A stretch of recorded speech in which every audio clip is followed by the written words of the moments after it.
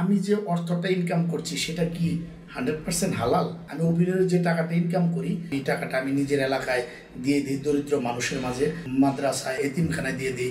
বাবা ওসিয়ত করে গেছে যে এই মিডিয়াটা ছেড়ে দিবা, ওসিয়তটাকে রক্ষা করতে হবে।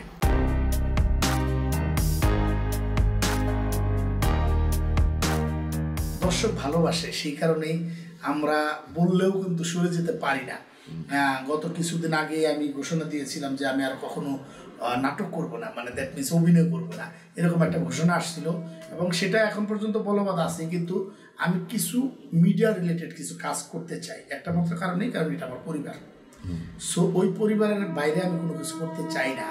পরিবারের বাইরেও করতে চাই না তা না, করতে হবেও, কারণ এই পরিবারে এমন একটা পরিবারের সদস্য হয়েছি যে পরিবারের সদস্য হিসাবে আমি মনে করি পরিবারের বাবা মা এবং গার্জিয়ান যারা আছে তারা ঠিকমতো আমাদেরকে খেতে দিতে পারে, কিন্তু ভবিষ্যতে গড়ে দিতে পারে না।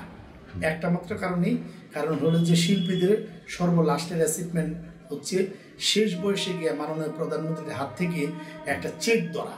আমি সেই চেকটা ধরতে চাই না। সেই কারণেই আমি এই জায়গাটাতে আমি বারবারই বলি, যারা এখানে জব করে প্রত্যেকটা মানুষ আমার কথায় কীভাবে নেয় আমি জানি না, তবে তাদেরকে একটা কথাই বলি যে আপনি যে জবটা করেন আপনার অ্যাচিভমেন্টটা কি, আপনার পেনশনটা কি? আসলে কোনো কিছু নেই। আমাদের পেশাগত মর্যাদা এখন পর্যন্ত হয়নি শিল্পীদেরকে এখনও দেখলে মানুষ যে একদম বিভিন্ন জায়গায় আমাদের ক্যাটাগরি করে দিছে সেটা না। সেই জায়গা থেকেই ফিরলাম। ওই যে কেন ফিরলাম, তাহলে আমি এত কিছু স্বপ্ন দেখি না, তারপরে কেন ফিরি? কারণ ব্লাডের ভিতরে তুই যে আইএনজি, আমি সবসময় বলি শুটিং, এডিটিং, স্ক্রিপ্টিং বা অন্য যাই বলি সব কিছুতে একটা আইএনজি আছে লাস্টে। আইএনজির ভাব যারা একবার খায়, এই আইএনজির ভাব যাদের পেটে গেছে তারা কিন্তু পারে না।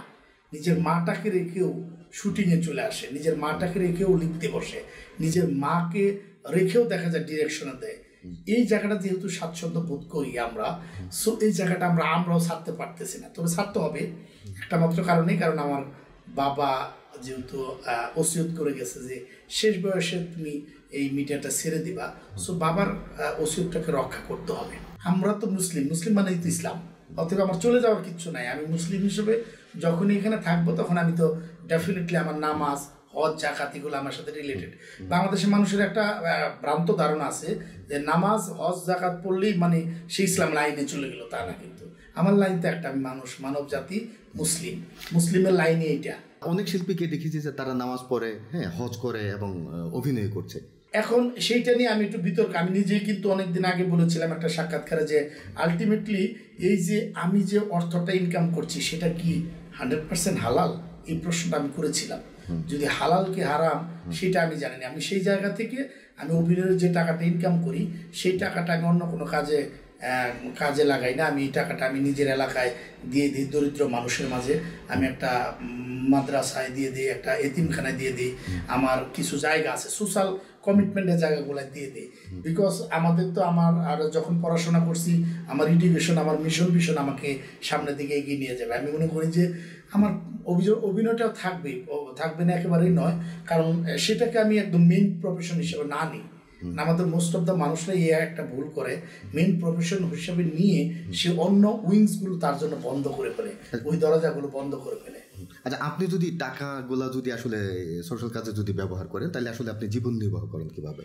আমি সেটা করে, আমার পার্সোনাল কিছু বিজনেস আছে, আমার ফ্যামিলিগত কিছু সম্পত্তি আছে এবং ফ্যামিলিগত কিছু বিজনেস আছে, সেগুলো আমি করি। আমি পার্সোনালি যখনই আমি অভিনয় করি যে 30 দিনের মধ্যে 30 দিন, তা কিন্তু নয়।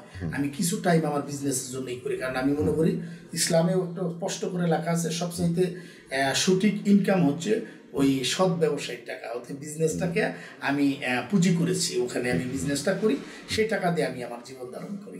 অসুস্থতা তো মানুষের জীবনে বলে আসে না।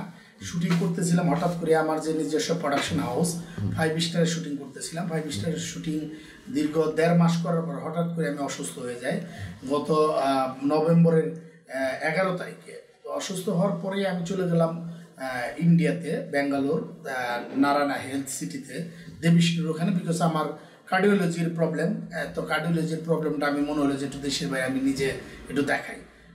তো ওখানে যাওয়ার পরে এই আজকে যে কাজটা করছি এটাই আমার প্রথম কাজ শুরু হলো, মানে অসুস্থতার পরে এটা দীর্ঘ বিরতি দীর্ঘ বিরতি বলবো এই কারণেই, কারণ নভেম্বর থেকে ডিসেম্বর পর্যন্ত এই দীর্ঘ একটি মাস আমি আজকে যে বিজ্ঞাপনটা করতেছি, বিজ্ঞাপনটা শুরু হলো।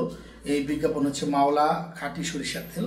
এটা আমার শিডিউল দেওয়া ছিল ওই অসুস্থতার আগেই, শিডিউল দেওয়া ছিল, যেহেতু আমি তাদেরকে না বলে আমি অসুস্থতার জন্য আমাকে বাইরে যেতে হয়েছে। সো এসে প্রথম তাদের কাজটা দিয়ে শুরু করলাম।